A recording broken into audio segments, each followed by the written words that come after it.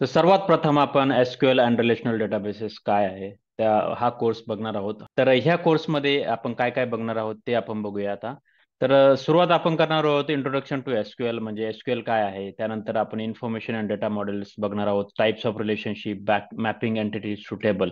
आता ह्या गोष्टी थेरॉटिकल असतील सुरुवातीला, नंतर जसं जसं पुढे जाऊ आपण तसं प्रॅक्टिकली होतील.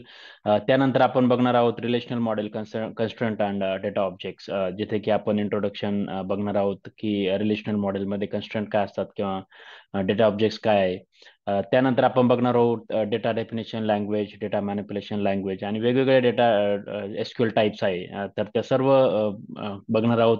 टेबल कसे क्रिएट करायचे, इन्सर्ट कसं करायचं डेटा टेबलमध्ये, त्याचा डेटा रिट्रीव्ह कसा करायचा किंवा डिस्प्ले कसा करायचा, टेबलमधला डेटा अपडेट कसा करायचा, डिलीट कसे करायचं, या सर्व गोष्टी आपण थेरॉटिकली प्लस प्रॅक्टिकली बघणार आहोत.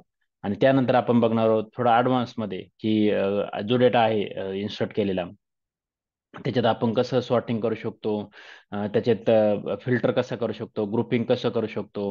ह्या सर्व गोष्टी आहे.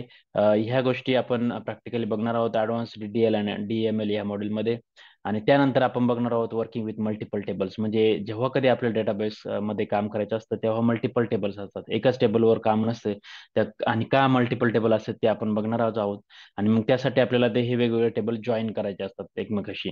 आणि मग त्यासाठी जॉईन कोणते आहे, ते इनर जॉईन काय आहे, लेफ्ट आउटर जॉईन काय आहे, राईट आउटर जॉईन काय आहे, फुल आउटर जॉईन काय आहे. ह्या सर्व गोष्टी आपण बघणार आहोत. हा कोर्स झाल्यानंतर तुम्हाला एसक्यूएल बद्दल बऱ्याचशा गोष्टी माहीत होतील, जिथे तुम्हाला एसक्यूएल मध्ये टेबल क्रिएट करणे, डेटा इन्सर्ट करणे, डेटा मॅनिप्युलेट करणे, या सर्व गोष्टी माहीत होतील. आणि बऱ्याचशा गोष्टी आहे जिथं आपण अजून थोडा ॲडव्हान्स कन्सेप्ट आहे, ज्या ॲडव्हान्स लेवलमध्ये आपण आहे ते पुढच्या सेक्शनमध्ये बघणार आहोत.